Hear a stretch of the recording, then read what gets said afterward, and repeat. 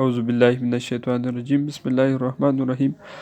आज का जो हमारा टॉपिक है वो है ionisation energy. So what is ionisation energy?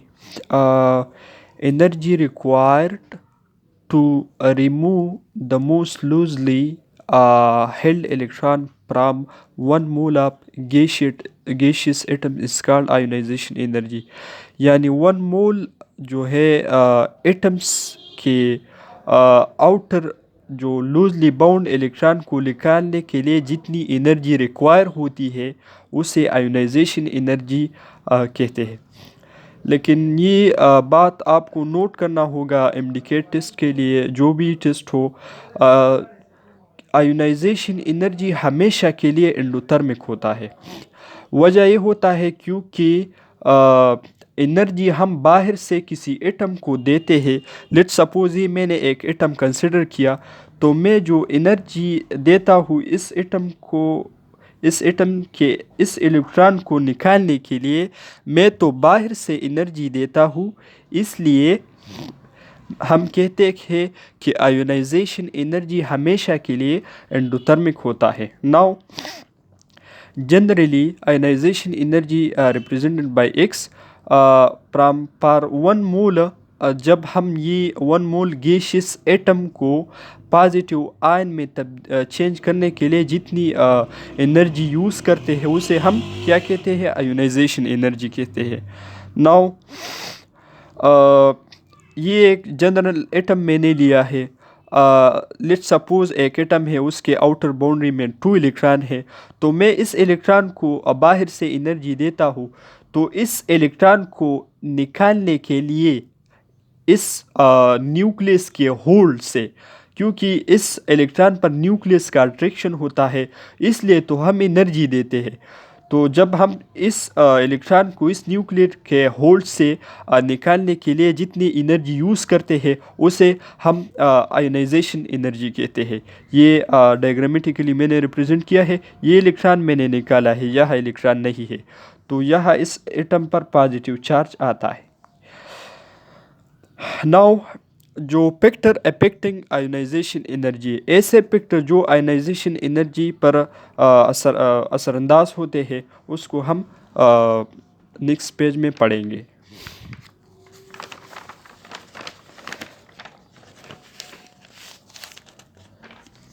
So the first factor is charge on the nucleus. जितने किसी न्यूक्लियस में प्रोटॉन ज़्यादा होंगे इतने ही आयोनाइजेशन एनर्जी ज़्यादा होगी। फॉर एग्ज़ाम्पल एक एटम है, उसके न्यूक्लियस में 5 प्रोटॉन है, 5 प्रोटॉन, और दूसरा एक एटम है, उसके न्यूक्लियस में 10 प्रोटॉन है। तो आपके ख्याल में किसकी आयोनाइजेशन एनर्जी ज़्यादा होगी?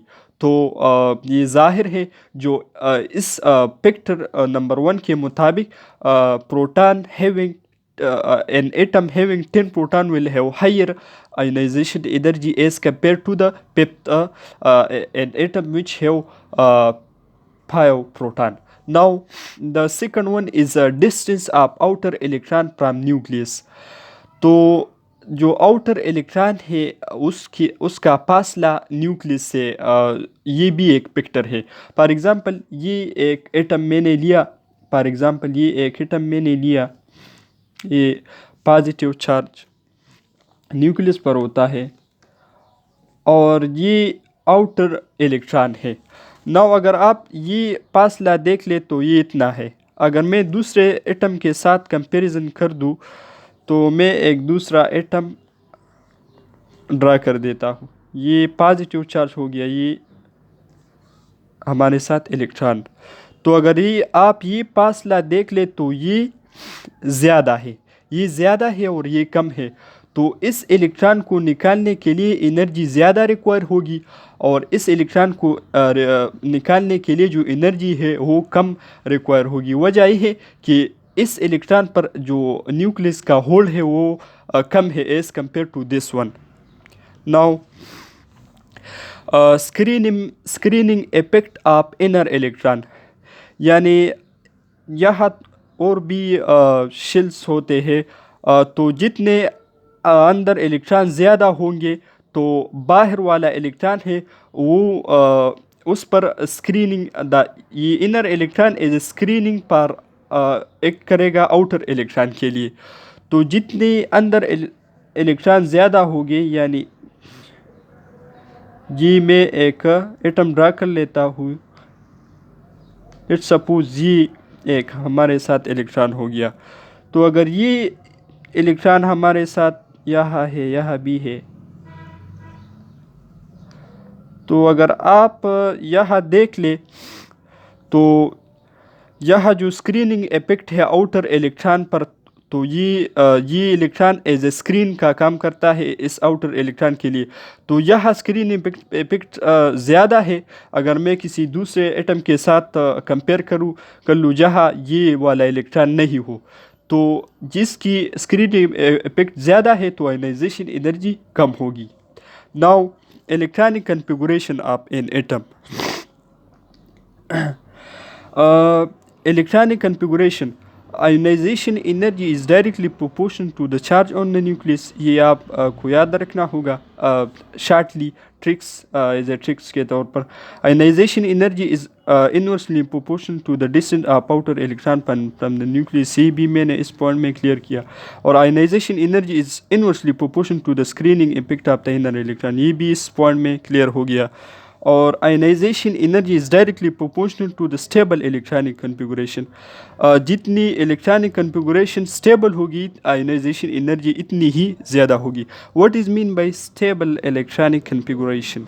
नाउ स्टेबल इलेक्ट्रॉनिक कन्फिगुरेशन उसे कहते हैं जब किसी ऑर्बिटल्स के जो इलेक्ट्रॉन है वो हाफ पेड होंगे तो इलेक्ट्रॉनिक कन्फिगुरेशन स्टेबल होगा। फॉर एग्ज़ाम्पल पी में टोटल 6 आते हैं जो कि फुल पेड है, और पी का जो हाफ है वो 3 है, तो इसलिए P3 is stable and P4 is partial which is unstable. इसी तरह P6 जो है वो तो स्टेबल है, P6 की एनर्जी P3 से भी ज़्यादा है आयोनाइजेशन एनर्जी, इसलिए P6 is stable as compare to P3। और P3 की एनर्जी आयोनाइजेशन एनर्जी ज़्यादा है P2 से, क्योंकि P3 जो है वो स्टेबल इलेक्ट्रॉनिक कन्फिगुरेशन। इसी तरह D पे टोटल 10 इलेक्ट्रॉन आते हैं और वो D का जो हाफ वो है पाइप, तो इसलिए half pill is more stable then partial pill. Generally ये नोट करनी चाहिए कि जो थर्ड आयोनाइजेशन एनर्जी है वो ज़्यादा है सेकंड आयोनाइजेशन, और सेकंड आयोनाइजेशन एनर्जी ज़्यादा है फर्स्ट आयोनाइजेशन एनर्जी। इसका रीज़न क्या है? इसका रीज़न ये है कि जब आप किसी एटम से इलेक्ट्रॉन निकालते हो तो प्रोटॉन जो है उसकी तादाद मतलब इलेक्ट्रॉनों पर ज़्यादा हो जाती है। तो जब आप सेकंड इलेक्ट्रॉन निकाल लेते हो तो उसके लिए ज़्यादा एनर्जी रिक्वायर होती है क्योंकि प्रोटॉन की तादाद ज़्यादा होती है। इसी तरह अगर आप किसी थर्ड इलेक्ट्रॉन को निकालते हो तो प्रोटॉन की तादाद इलेक्ट्रॉन के मुकाबले में और ज़्यादा होती है, तो एनर्जी जो है ज़्यादा रिक्वायर होती है। तो ये था generally trend of ionisation energy. Now group wise जो हमारे साथ आयोनाइजेशन एनर्जी है, ग्रुप सेकंड की आयोनाइजेशन एनर्जी ज़्यादा है ग्रुप फर्स्ट की, ग्रुप फर्स्ट से, और जो ग्रुप फिफ्थ है उसकी आयोनाइजेशन एनर्जी ग्रुप 6 से ज़्यादा है। स्टेबल इलेक्ट्रॉनिक कन्फिगुरेशन ये मैंने लिखा है क्लियरली ताकि आपको समझ आ जाए। हाफ पिल, ये बात रखनी चाहिए कि जो हाफ पिल होता है या फुल पिल होता है उसको हम स्टेबल इलेक्ट्रॉनिक कन्फिगुरेशन का नाम देते हैं, और जो पार्शियल पिल होता है वो अनस्टेबल इलेक्ट्रॉनिक कन्फिगुरेशन होता है। Now I have clear and right what is half pill and what is full pill and what is partial pill. Now अगर आप इप देख ले तो इप में 14 इलेक्ट्रॉन आते हैं, तो इप का जो हाफ है वो 7 है। इसी तरह डी का जो हाफ है वो 5 है, पी का जो है हाफ वो 3 है, और इसी तरह हम इसे हाफ पिल का नाम देते हैं। इसी तरह अगर आप इप का पुल देख ले तो इप में 14 इलेक्ट्रॉन आते हैं, डी में 10 इलेक्ट्रॉन आते हैं और पी में 6। तो ये पिल तो ये पिल्ड और ये हाफ पिल्ड ये स्टेबल इलेक्ट्रॉनिक कन्फिगुरेशन है, क्योंकि वजह ये है कि इलेक्ट्रॉन्स के दरमियान रिपल्जन बहुत कम होती है। इसी तरह जो हमारे साथ जो पी का जो हाफ है वो P3 हाफ है। ये मैंने पार्शल मिस्टेकन लिया है और रिटर्न इन पार्शल पिल P3।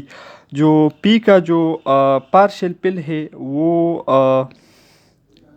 4 है।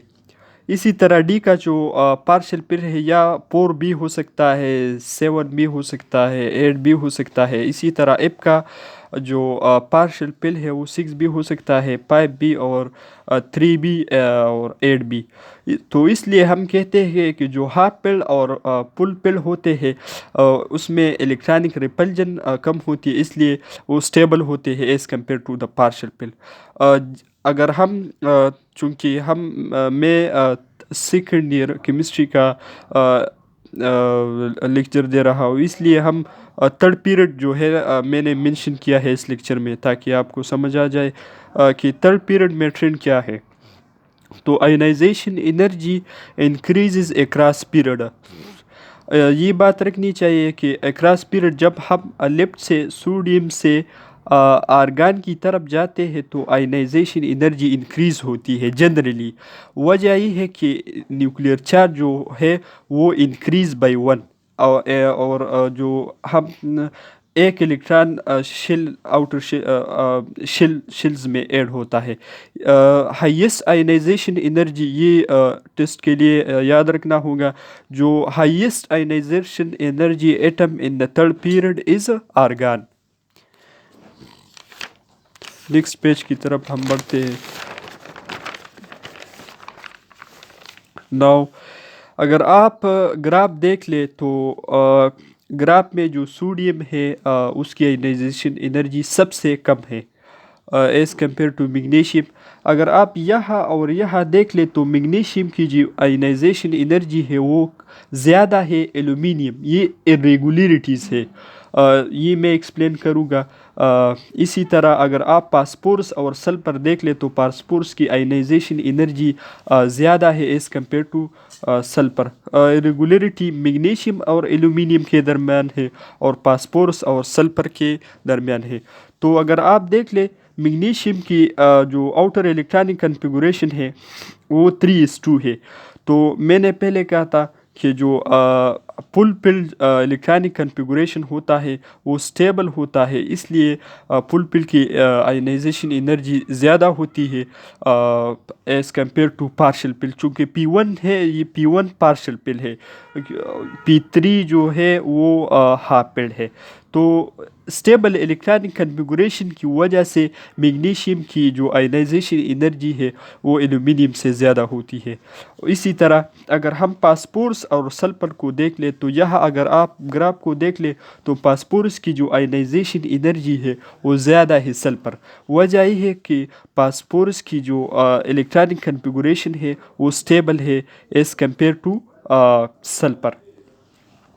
तो अगर आप फास्फोरस की आउटर इलेक्ट्रॉनिक कन्फिगुरेशन को देख ले तो फास्फोरस के जो आउटर इलेक्ट्रॉन है जो P है उसमें 3 इलेक्ट्रॉन आता है और जो सल्फर के है वो 4। तो इसलिए P3 is more stable as compare to P4। So this was the ionisation energy topic. Thank you.